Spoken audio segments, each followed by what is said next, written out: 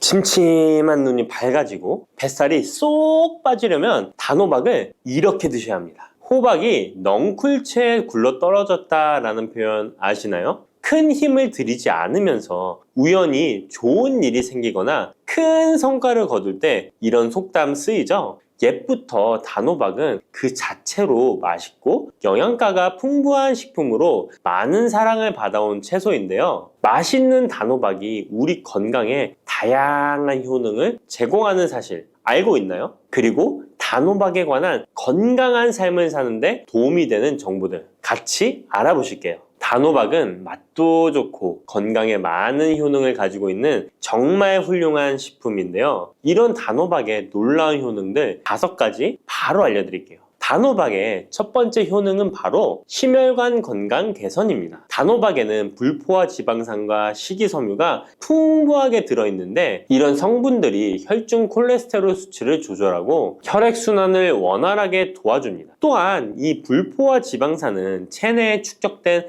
나쁜 콜레스테롤을 감소시키고 혈관벽을 건강하게 유지하는 데에도 효과가 있습니다. 또한 단호박에 포함된 칼륨은 혈압 조절에도 효과적인데요. 칼륨은 나트륨의 작용을 중화시켜 혈압 상승을 방지하는 데 도움을 주게 되는데 그래서 칼륨이 풍부한 단호박은 고혈압 예방과 관리에 유익한 식품인 것이죠. 평소에 심혈관 질환이 걱정되거나 고혈압을 관리하고자 하는 분들에게 단호박은 매우 좋은 식품인데요. 단호박을 자주 섭취하면 혈액순환이 개선되고 혈압이 안정되므로 심장질환 예방에 매우 효과적이기 때문에 심혈관 건강을 지키는데 큰 도움이 됩니다. 심혈관 건강, 이제부터는 단호박으로 예방해보세요. 단호박의 두 번째 효능은 다이어트에 효과가 좋다는 것입니다. 단호박은 저칼로리 식품으로 다이어트를 할 때 섭취하면 매우 좋은 음식인 거 아시나요? 단호박의 열량은 100g에는 약 40에서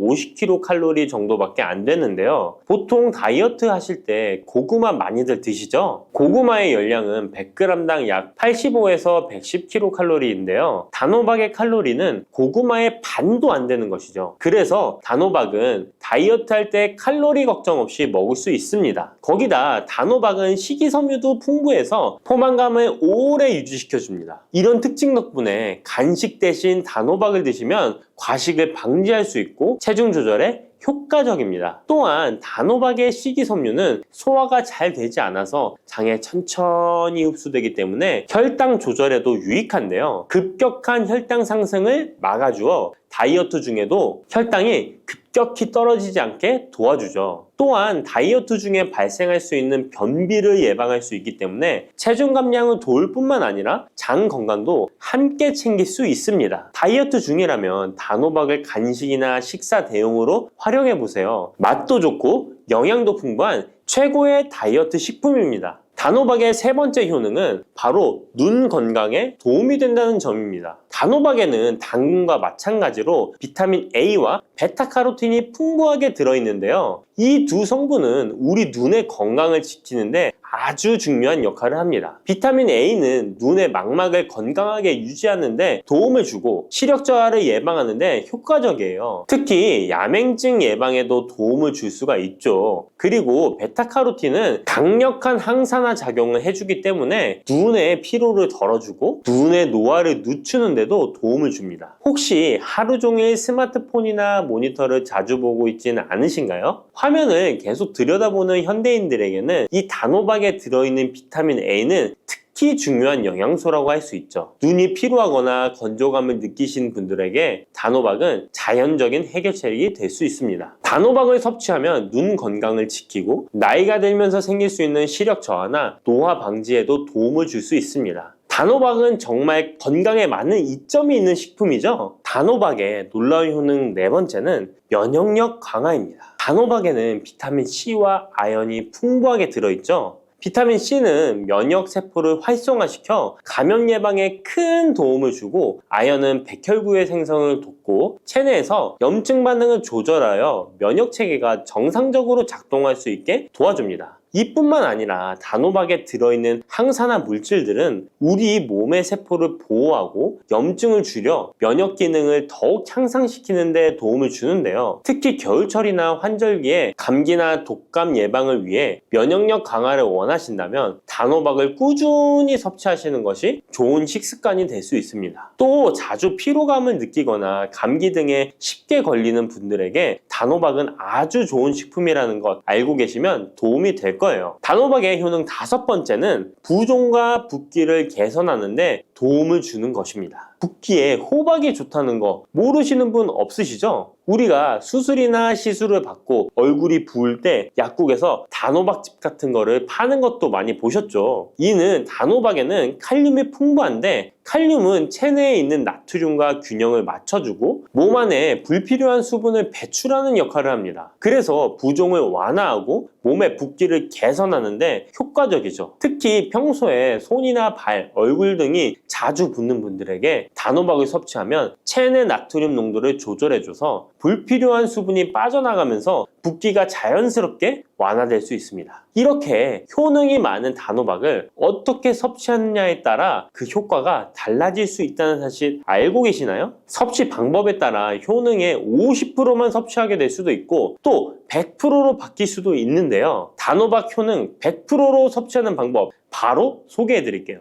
이 단호박 건강을 위해 섭취하는 방법 첫 번째는 껍질까지 섭취하는 것입니다. 단호박의 껍질은 과육과 견주어 봐도 손색 없을 정도의 많은 영양소를 포함하고 있는데요. 단호박의 껍질에는 대부분의 폴리페놀이 함유되어 있어 드실 때는 꼭 껍질까지 함께 드셔야 합니다. 단호박 껍질에는 단호박 속 알맹이에 없는 페놀산이 들어있는데요. 이 페놀산은 노화를 방지하며 혈액순환을 도와 심혈관 질환 예방에도 효과적입니다. 또한 껍질에는 비타민 A와 비타민 C, 항산화 물질들이 포함되어 있어 피부 건강과 면역력 강화에도 효과적입니다. 그래서 단호박을 섭취할 때는 꼭 껍질까지 함께 먹는 것이 좋은데요. 물론 껍질을 먹을 때는 꼭 깨끗하게 세척을 하고 농약이나 불순물이 묻어있지 않은지 잘 세척하고 확인하는 것이 매우 중요합니다. 그리고 껍질이 두껍고 질기게 느껴진다면 부드럽게 찌거나 껍질째 구워서 섭취하면 훨씬 더 편하게 먹을 수 있습니다. 단호박은 버릴 게 하나 없는 채소인데요. 호박잎도 몸에 매우 유익하다는 거 알고 계셨나요? 호박잎은 비타민 A, C, 칼슘, 철분이 풍부해서 뼈 건강에도 도움이 되고 또한 항산화 성분이 많아 체내 염증을 줄이고 소화 기능을 돕는 데에도 효과적인데요. 특히 피로 회복에 좋고 체내 독소를 배출하는 데 도움을 줍니다. 호박잎은 찜이나 볶음 등으로 다양하게 요리하여 섭취할 수 있습니다. 호박잎을 섭취하는 것도 단호박을 더 효과적으로 활용하는 좋은 방법이니 버리지 말고 꼭 같이 드셔보세요. 단호박을 먹을 때 호박씨를 빼놓을 수 없죠. 호박씨가 수면에 도움을 준다는 것 들어보셨나요? 호박씨에는 트립토판이라는 성분이 들어있어서 이 성분은 수면 개선에 큰 도움이 됩니다. 트립토판은 세로토닌과 멜라토닌으로 변환되는데 이 두 물질은 우리의 수면 리듬을 조절하는데 중요한 역할을 하죠. 그래서 불면증이나 수면의 질이 낮은 분들에게 호박씨는 정말 유용한 식품입니다. 또한 단백질과 건강한 지방이 풍부하여 혈당 조절에도 도움을 줄 수 있는데요. 혈당이 급격히 오르거나 내리는 것을 막아주고 당뇨병 예방에 효과적입니다. 그래서 호박씨는 다이어트에 매우 좋고 식사 후 간식으로 섭취하면 포만감을 오래 유지시킬 수 있습니다. 여담으로 우리 다른 사람의 단점을 뒤에서 이야기하는 것을 보고 뒷담화한다고 하고 호박씨 깐다고도 하잖아요. 과연 어떤 것 때문에 이런 이야기가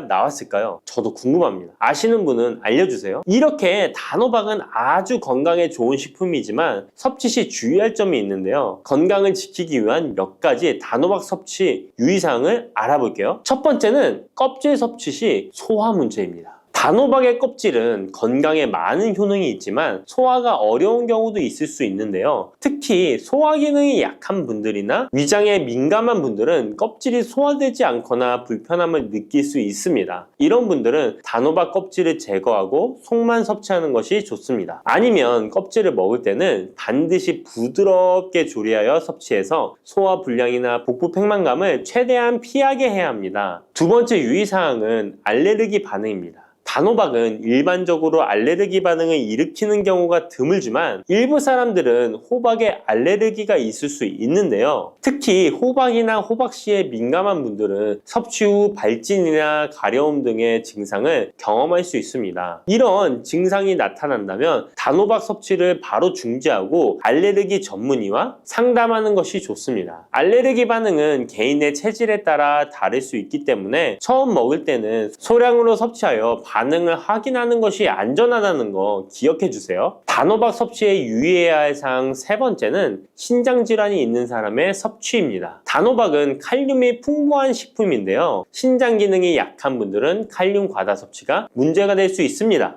칼륨이 과잉 섭취되면 신장에 부담을 줘서 부종이나 혈압 상승 등의 문제가 발생할 수 있기 때문인데요. 신장 질환이 있는 사람은 칼슘 섭취를 조절해야 하므로 단호박을 섭취하기 전에 반드시 의사와 상담하는 것이 좋습니다. 신장에 문제가 있는 분들은 단호박 섭취 시에 본인에게 맞는 양을 조절하여 섭취해야 합니다. 네 번째, 단호박 섭취 시 유의사항은 다이어트 시 과잉 섭취입니다. 아까 얘기 드렸듯이 단호박은 다이어트에 유익한 식품이라고 했잖아요. 하지만 다이어트에 도움이 되는 단호박도 조리 방법에 따라 칼로리가 달라질 수 있습니다. 예를 들어 단호박을 버터나 크림 등 고칼로리 재료와 함께 조리하면 그만큼 칼로리가 높아져서 다이어트에 좋지 않을 수 있습니다. 다이어트를 하시는 분들은 단호박을 찌거나 구운 방법으로 조리하고 고칼로리 재료를 피하는 것이 건강하고 성공적인 다이어트를 위해서 꼭 필요합니다. 또한 단호박에 포함된 당분은 비교적 낮지만 당뇨가 있는 사람은 과도하게 섭취하지 않도록 주의해야 합니다. 마찬가지로 다이어트 중에도 혈당의 급격한 상승을 막기 위해 적당량을 섭취하는 것이 중요합니다. 당근이 몸에 좋다는 사실은 이미 알고 계시죠? 몸에 좋다는 당근도 먹는 방법과 함께 먹는 음식에 따라 몸에 독이 될 수도 있고 보약이 될 수도 있다는 사실 알고 계신가요? 당근과 함께 먹으면 보약이 되는 음식, 당근을 먹는 방법, 그리고 당근을 제대로 먹을 때 나타나는 놀라운 효능까지 당근에 대한 모든 것을 알려드릴게요. 그리고 연예인이 3주 동안 11kg나 감량했다고 하는 당근 다이어트 방법도 영상 뒷부분에 있으니까 끝까지 시청해주세요. 그럼 당근에 대한 모든 것 바로 시작합니다. 당근의 대표적인 효능은 베타카로틴에서 나옵니다. 베타카로틴은 채소를 노란색, 주황색, 빨간색이 되도록 하는 성분이며 대표적인 항산화 물질입니다. 항산화 작용을 한다는 것은 항염증 작용을 한다는 것이고 항염증 작용을 한다는 것은 바로 항암 작용을 할 수 있다는 것인데요. 당근의 첫 번째 효능은 눈 건강을 좋게 한다는 것입니다. 당근의 베타카로틴이 우리 몸속에 들어오게 되면 비타민 A가 되는데요. 비타민 A는 눈 건강을 좋게 하는 성분이죠. 당근을 먹으면 눈이 좋아진다는 말을 많이 들어보셨나요? 눈 건강을 위해 루테인을 드시는 분들이 점점 많아지고 있습니다. 그렇다면 눈에 좋다는 루테인, 영양제를 먹는 것과 당근을 먹는 것은 어떤 차이가 있을까요? 영양제와 당근에는 모두 비타민 A, 루테인, 지아잔틴 등이 들어있어서 시력을 유지하고 눈의 노화를 방지해주며 황반 변성 등의 질환도 예방해줍니다. 당근에는 여기에 비타민 C, 비타민 K, 그리고 필수 미네랄이 더 있어서 항산화 효과 및 뼈 건강에도 도움을 받을 수가 있게 되고요. 우리가 혈액순환이 잘 안 될 때는 루테인 영양제를 드신다고 해도 효과에 한계가 있을 수 있어서 평소에 당근을 좀 더 드셔보시는 걸 추천해드립니다. 두 번째 당근의 효능은 노화 방지입니다. 이것도 베타카로틴의 효능과 관련이 있습니다. 노화가 된다는 것은 몸이 산화가 되고 염증이 많아진다는 것인데요. 염증이 몸 안에 곳곳에서 문제를 일으키게 되는 것이죠. 이런 염증을 없애주는 것이 바로 노화를 방지하는 건데요. 바로 당근의 베타카로틴과 비타민 C에는 강력한 항산화 작용으로 염증을 없애주고 노화를 방지해주는 것입니다. 세 번째 당근의 효능은 장을 건강하게 하고 당뇨를 예방한다는 것입니다. 요즘에 당근 주스 많이들 만들어 드시는데요. 착즙해서 드시는 분들 많으시죠? 약간 아쉬운 것은 착즙하고 남은 찌꺼기는 모두 버린다는 것입니다. 당근은 사실 식이섬유 폭탄이라고도 할 수 있는데요. 당근의 베타카로틴이 혈액 내의 염증을 제거하고 당근의 식이섬유는 장 속의 노폐물을 제거하는 역할을 해줍니다. 장 속에 유산균이 살아가려면 유산균의 먹이가 있어야 되는데요. 이 먹이를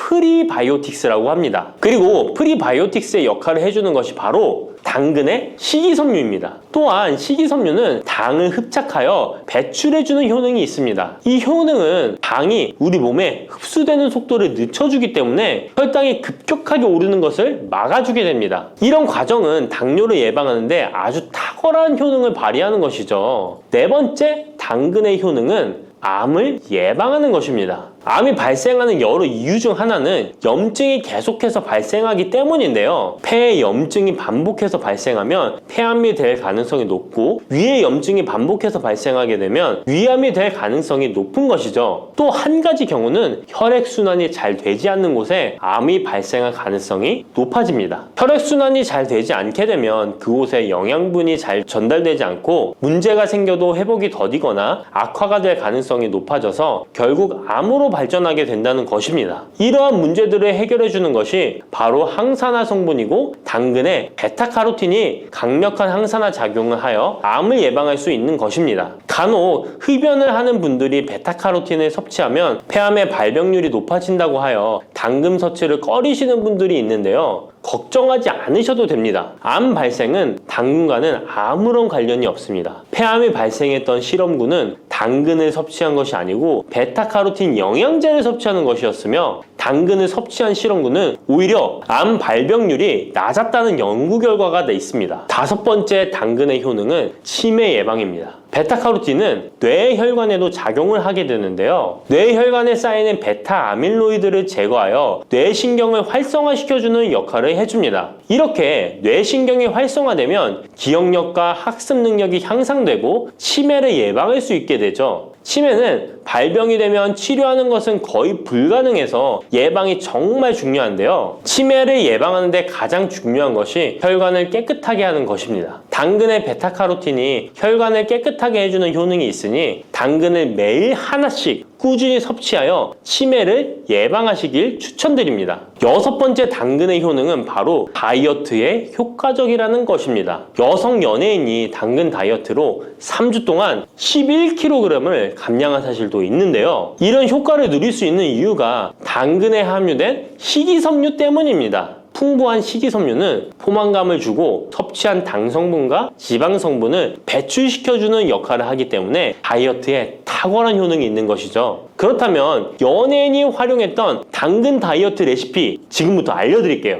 먼저 당근을 잘 씻어서 잘게 채를 썰어줍니다. 당근 한 개에 소금 한 스푼을 넣어서 10분 정도 저어주시고 절인 물은 꼭 짜서 버려줍니다. 그리고 올리브오일과 식초에 버무려 밀폐 용기에 담아 냉장고에서 2~3시간 숙성하신 후에 드시면 됩니다. 먹을 때는 사과를 채 썰어서 함께 드시면 더욱 맛있게 드실 수 있습니다. 이렇게 좋은 당근도 먹는 방법에 따라 효과를 10배 이상 늘릴 수도 있고 함께 먹으면 더욱 좋은 음식들이 있는데요. 우선 당근을 드실 때 다이어트가 목적이라면 생으로 드시는 것이 가장 효과가 좋습니다. 다만 식이섬유는 소화가 잘 되지 않기 때문에 장이 안 좋은 분들은 익혀서 드시는 것이 좋습니다. 그리고 당근을 드실 때는 껍질까지 함께 드시는 것을 추천드리는데요. 당근의 영양 성분은 껍질에 가장 많이 함유되어 있기 때문입니다. 그리고 당근의 베타카로틴은 지용성 성분입니다. 지용성이라는 것은 기름에 잘 녹는다는 것인데요. 따라서 베타카로틴을 잘 흡수하기 위해서는 기름과 함께 섭취하는 것이 좋습니다. 오메가3가 풍부한 올리브유나 들기름, 아마씨유 같은 기름을 사용하면 좋고요. 이렇게 기름을 사용해서 살짝 익혀 드시게 되면 생으로 드셨을 때 10% 정도 흡수되는 베타카로틴을 70% 정도 흡수할 수 있게 됩니다. 엄청난 차이죠? 기름에 볶을 때 주의사항은 너무 오래 익히지 말고 살짝만 익혀서 드시는 것이 좋습니다. 너무 오래 볶으면 오메가3를 함유한 기름도 산패되어서 문제가 될 수 있기 때문입니다. 다음으로 함께 먹으면 좋은 음식들을 알려드릴게요. 몇 년 전부터 유행하고 있는 주스 있잖아요. ABC 주스라고 하는데요. 들어가는 재료는 사과, 비트, 그리고 당근이죠. 이 세 가지를 함께 갈아서 주스로 마시면 항산화 폭탄 주스를 마시게 되는 것인데요. 이 세 가지 중에서 비트의 효능이 혈관을 확장시켜주는 역할을 합니다. 풍부한 항산화 성분들이 확장된 혈관을 따라 온몸 구석구석에 공급되어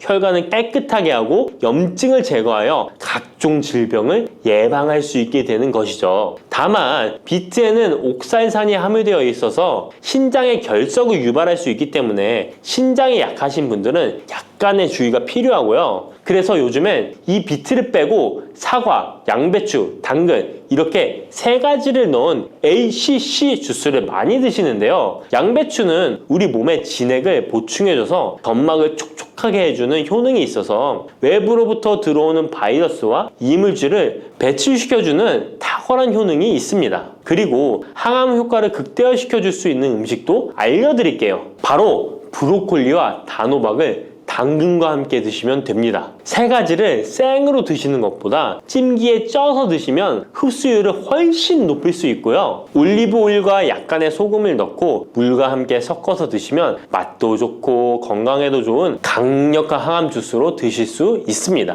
뿌리, 줄기, 이파리까지 버릴 것 없는 대파는 정말 다양한 조리법도 있는데요. 피를 맑게 하고 내장 지방을 없애주며 장 건강에도 좋은 풍부한 영양소들도 함유되어 있어 반드시 먹어야 하는 채소 중 하나입니다. 이런 대파도 함께 먹으면 보약이 되는 음식이 있고 또 독이 될 수 있는 음식도 있습니다. 그리고 먹는 방법에 따라 효능도 다르다고 하니 다양한 방법으로 드시는 것을 추천해 드리고요. 그럼 지금부터 대파의 효능과 함께 먹으면 보약이 되는 음식 3가지와 독이 되는 음식 2가지까지 알려드리겠습니다. 그리고 대파의 특급 레시피 4가지와 대파 보관법까지 대파의 모든 것 알려드릴게요. 우리나라에서는 통일신라 때부터 재배를 했다고 알려져 있습니다. 그만큼 오랫동안 재배하고 식탁에 올라온 채소인데요. 대파 특유의 향이 다른 식재료의 잡냄새를 제거하는데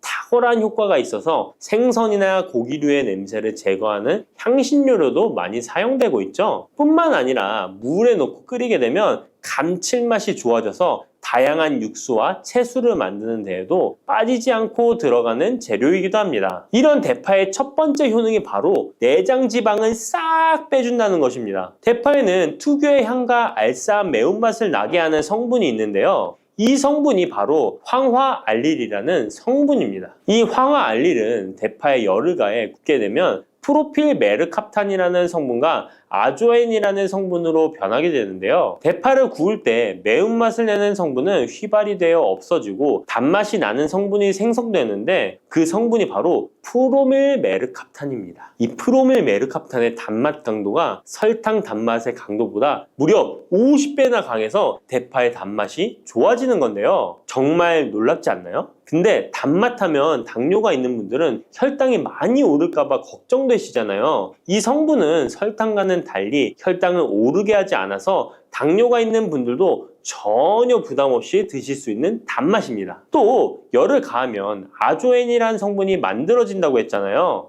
바로 이 성분이 우리 몸을 회복시키는 효능이 있는데요. 어떻게 우리 몸을 회복시킬까요? 그것은 바로 혈관을 깨끗하게 해주기 때문입니다. 아조엔의 별명이 바로 혈관 청소부인데요. 혈관에 나쁜 콜레스테롤을 제거하고 혈액이 뭉치는 혈전 생성을 방지해줍니다. 혈관도 확장해줘서 혈액순환을 원활하게 해주는 역할도 해준답니다. 이런 효능으로 신진대사를 원활하게 해주고 동맥경화, 고지혈증, 고혈압 등의 심혈관 질환을 예방하는 데에도 도움을 줄 수 있습니다. 뿐만 아니라 내장지방을 분해해 몸 밖으로 배출시켜주는 효능이 있어서 건강뿐만 아니라 다이어트에까지 도움을 주는데요. 최근에는 다이어트 식품으로도 많이 활용되고 있습니다. 그리고 대파의 녹색 부분에는 베타카로틴이 풍부한데요. 이 성분이 바로 강력한 항산화 물질입니다. 이 베타카로틴은 우리 몸속의 활성산소를 제거하여 노화를 방지해주고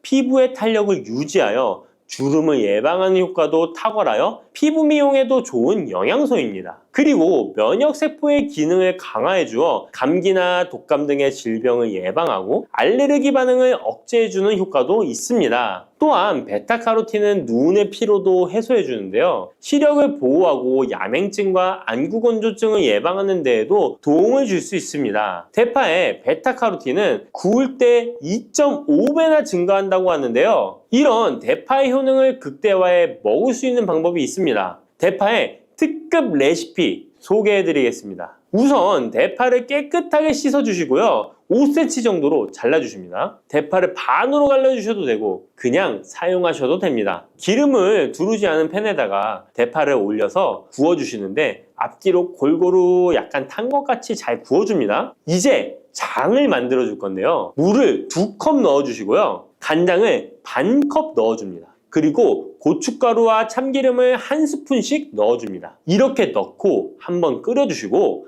다 끓고 나면 식초를 반 스푼 넣어주시면 됩니다. 이렇게 만들어진 양념장을 구운 파를 넣은 그릇에 붓고 하루 정도 숙성시켜 드시면 됩니다. 물론 바로 드셔도 되지만 숙성시켜 드시면 더욱 맛있는 대파 요리를 드실 수 있습니다. 그리고 대파에서 대파의 뿌리는 특히 채소와 육수를 만들 때 많이 사용하는데요. 대파의 뿌리에는 알리신이라는 성분이 풍부하게 함유되어 있습니다. 이 알리신은 우리 몸을 따뜻하게 해주고 열을 올려주는 역할을 하고 혈액순환을 원활하게 해줘서 신경을 안정화시켜주기도 하는데요. 이렇게 신경을 안정시켜주는 효능으로 불면증도 완화해주어 잘 때 머리맡에 두고 주무시는 분들도 계십니다. 그리고 알리신은 몸에 열을 내주는 효능으로 기침 감기와 가래를 완화시켜주는 데 도움을 주며 항균, 항암 효과도 있어서 각종 바이러스와 암세포를 억제해 주어 암을 예방하는 데에도 탁월한 효능을 발휘합니다. 알리신은 지방을 분해하고 배출해줘서 다이어트에도 도움을 준다고 알려져 있습니다. 그리고 대파의 뿌리 부분에는 폴리페놀 성분이 많이 함유되어 있어 심혈관 질환 예방에 탁월한 효능이 있습니다. 식이섬유도 풍부하여 장 운동을 활성화하고 배변 활동을 도와 변비를 예방하고 숙변을 제거하는 효능도 있고요. 이런 대파 뿌리를 채소나 육수 만드실 때 말고는 특별히 많이 안 쓰는데요. 대파 뿌리의 특급 레시피를 하나 알려드릴게요. 그것은 바로 대파 뿌리 생강차입니다. 대파 뿌리와 생강을 함께 끓여서 차로 드시게 되면 기관지나 폐와 같은 호흡기의 염증을 제거해주고 무릎과 같은 관절의 염증도 제거해주어 관절 통증을 완화시켜줄 수 있습니다. 생강에는 진저롤, 쇼가올, 페로 화합물 등 다량의 항염증 성분들이 함유되어 있어서 우리 몸의 염증을 제거하는 데 탁월한 효능을 가지고 있습니다. 생강은 약재로서 오랫동안 사용되어 왔는데요. 최근에도 계속해서 새로운 효능이 발견되고 있을 정도로 약성이 아주 좋은 식품입니다. 최근 한 연구 결과에 따르면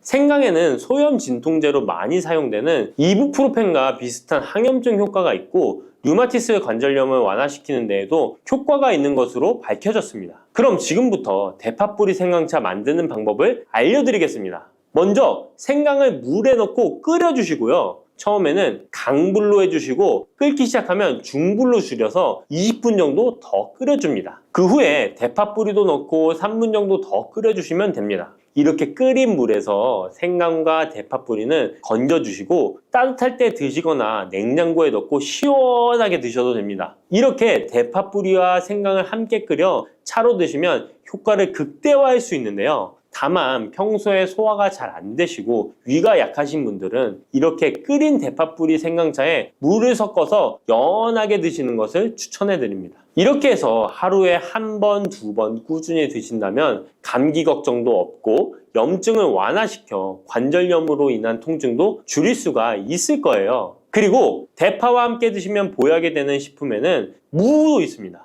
무를 말려서 무말랭이로 드시면 무의 좋은 성분들을 농축하여 드실 수 있다고 하는데요. 간단하게 다시 한번 알려드리자면 무를 드시면 기침과 가래를 멈추게 해주는 효능이 있고 소화를 잘 되게 해주며 혈관을 깨끗하게 해줘서 심혈관 질환에도 도움을 줄 수 있습니다. 또한 칼슘의 함량이 높아서 골다공증을 예방하고 뼈를 튼튼하게 만들어주죠. 그리고 해독작용도 뛰어나고 혈당을 조절해줘서 당뇨를 예방하는 데에도 도움을 줄 수 있습니다. 이렇게 좋은 물을 대파와 함께 드시면 그 효능이 극대화될 수 있는데요. 특히 혈액을 깨끗하게 해줘서 심혈관 질환을 예방하며 당뇨 또한 예방해 줄 수 있을 뿐만 아니라 당뇨 합병증을 완화시켜 주는 데에도 탁월한 도움을 받을 수 있습니다. 대파를 넣은 무말랭이 무침을 만들어 드시면 오독오독한 무말랭이 식감도 좋고 입맛도 돌게 하는 반찬으로도 정말 좋으니까 꼭 대파 무말랭이 무침도 만들어서 드셔보시길 바랍니다. 대파와 함께 드시면 보약이 되는 음식 세 번째는 바로 두부입니다.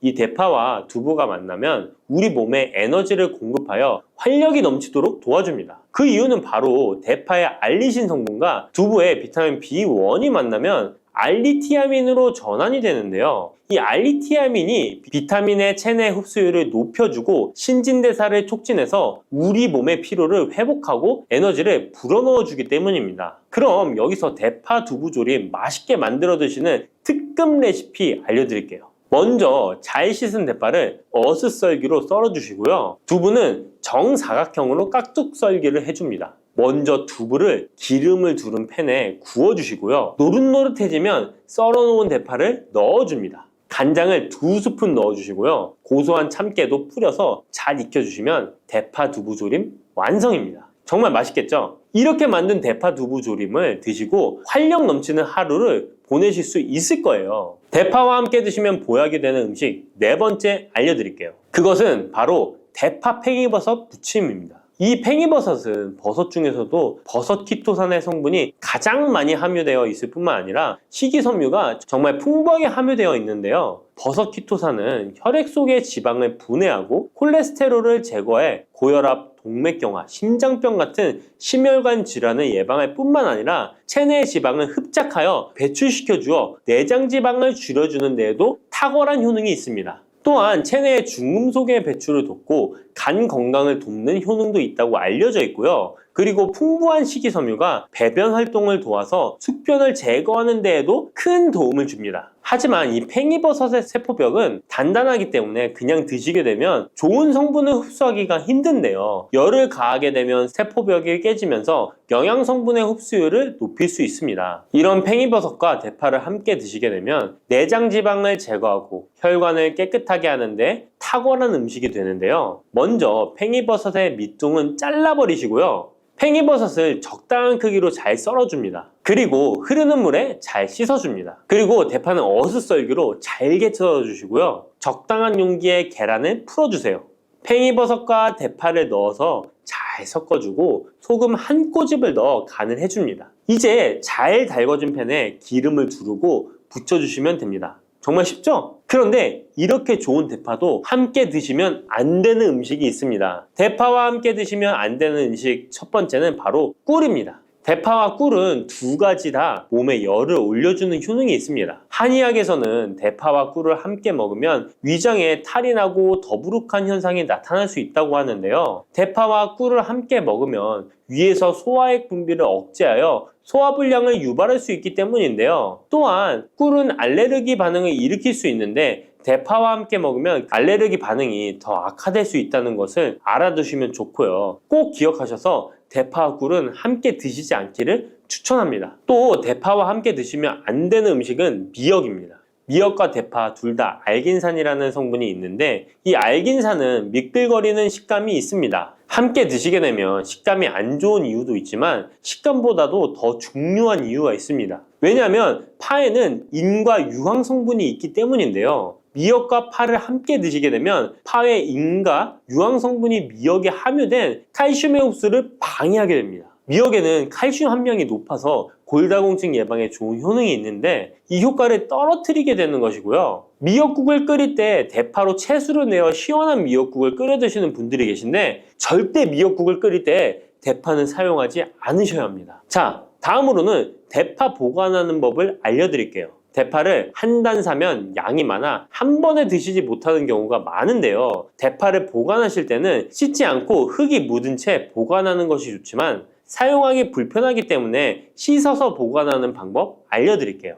우선 잘 씻은 대파를 줄기와 잎부분으로 나눠 잘라주시고요. 물기를 제거하고 키친타올을 넣은 지퍼백에 줄기와 잎부분을 나눠 담아 냉장고에 보관해 주시면 됩니다. 이렇게 하시면 2주에서 3주 정도는 보관 가능하시고요. 더 장기간 보관하시려면 냉동을 하시면 되는데, 냉동 보관하시려면 대파를 사용하기 원하는 크기대로 잘라서 지퍼백에 넣어 냉동하시면 됩니다. 이렇게 하시면 냉동된 대파를 꺼내서 요리하실 때 바로 사용하실 수 있을 겁니다. 단백질 폭탄으로 알려진 두부는 건강식으로 많이 드시는 대표적인 식재료입니다. 그런데 두부를 잘못 드시면 오히려 건강을 해칠 수 있다는 사실 알고 계신가요? 두부를 먹을 때 독이 되는 최악의 경우, 그리고 두부를 어떻게 먹어야 우리 몸에 보약이 될 수 있는지에 대해 알려드리겠습니다. 두부가 오히려 건강을 해치는 첫 번째는 바로 GMO 유전자 변이된 콩으로 만든 두부를 먹을 때입니다. 2018년 보도자료를 보면 수입콩을 사용해 만든 두부 7종류 중에서 6종류가 GMO 성분이 검출되어 파문이 일었던 적이 있습니다. GMO는 원래 생산성을 향상시켜 식량 부족 문제를 해결하고 비타민, 미네랄 등의 영양소를 강화하거나 질병 저항성을 높여 건강에 도움을 주기 위해 유전자를 변이하여 재배하는 것입니다. 또 제초제나 살충제의 사용량을 줄일 수 있어서 환경오염도 줄일 수 있는 장점이 있습니다. 하지만 이렇게 재배된 것을 섭취했을 때 건강에 대한 안정성 문제와 생태계 파괴 등의 논란은 끊이지 않고 있습니다.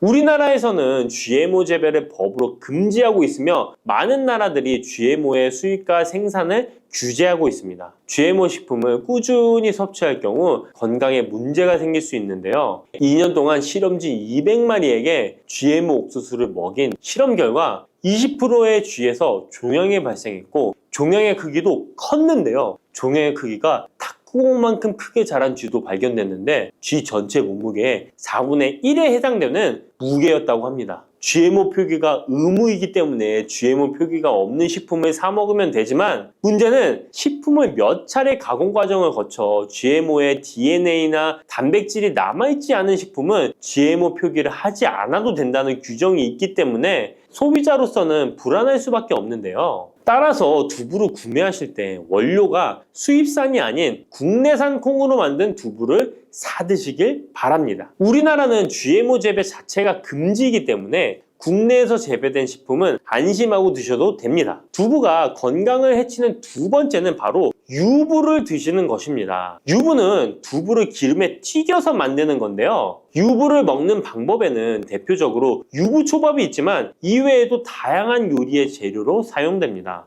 유부의 고소한 맛과 부드러운 식감 때문에 다양하게 사용되지만 건강에 해로울 수 있으니까 주의하셔야 됩니다. 두부를 기름에 튀겨 만든 유부는 칼로리가 높아질 뿐만 아니라 트랜스지방이 생성됩니다. 트랜스지방은 혈관 내 콜레스테롤을 증가시키고 심혈관 질환의 위험을 증가시킵니다. 이로 인해 대사증후군과 뇌 기능에도 영향을 미쳐 인지력, 학습 능력을 감소시키는 부작용을 일으킬 수 있습니다. 유부를 아예 드시지 말라는 게 아니라 맛이 좋고 간단하게 식사 대용으로 드실 수 있는 유부만, 맛이 좋고 간단하게 식사 대용으로 드실 수 있는 유부지만 과하게 드시지 않고 적절히 드시면 좋겠죠? 세 번째, 두부를 드실 때 주의할 점은 시금치와 함께 드시면 안 된다는 것입니다. 시금치는 철분이 풍부하게 함유되어 있어 빈혈 예방에 효과적으로 알려져 있습니다. 또한 비타민 A, 루테인, 제아잔틴 등의 영양소가 풍부하여 눈 건강 증진에 탁월한 효능이 있고 마그네슘, 비타민 K 등이 풍부해서 뼈 건강 증진에 효과적인 것으로 알려져 있습니다. 그러나 문제는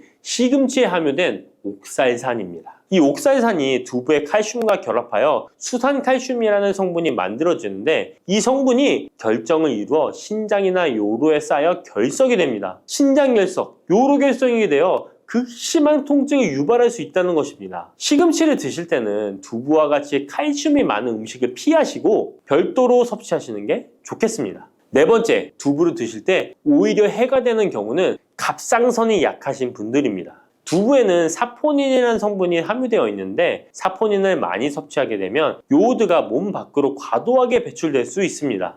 요오드는 갑상선 호르몬의 합성과 조절을 돕는 아주 중요한 성분인데요. 요오드가 부족하게 되면 갑상선 호르몬인 티록신의 생성이 부족하게 되어 갑상선의 기능을 제대로 하지 못하는 상황이 발생할 수 있습니다. 이렇게 되면 갑상선 저하증이 생길 수 있고 무기력해지고 피로가 회복이 잘 안 되며 우울증, 부종, 집중력 저하 등의 다양한 증상을 야기할 수 있습니다. 갑상선에 문제가 없는 분이라면 두부를 많이 드셔도 문제가 되지 않지만 이미 갑상선이 약하신 분들에게는 안 좋은 영향을 줄 수 있는 것입니다. 그렇다면 두부는 어떻게 드셔야 두부의 효능을 최대한 높일 수 있는지 알려드리겠습니다. 두부는 기본적으로 단백질이 풍부한데 이뿐만 아니라 리놀렌산, 레시틴, 피토스테롤 등의 성분이 풍부해서 몸 안의 콜레스테롤 수치를 낮춰주고 혈액순환을 원활하게 해서 동맥경화, 심근경색, 뇌출혈 등의 심혈관 질환을 예방할 수 있습니다. 또한 두부는 체력과 근력을 유지하는 데 큰 도움을 주는데요.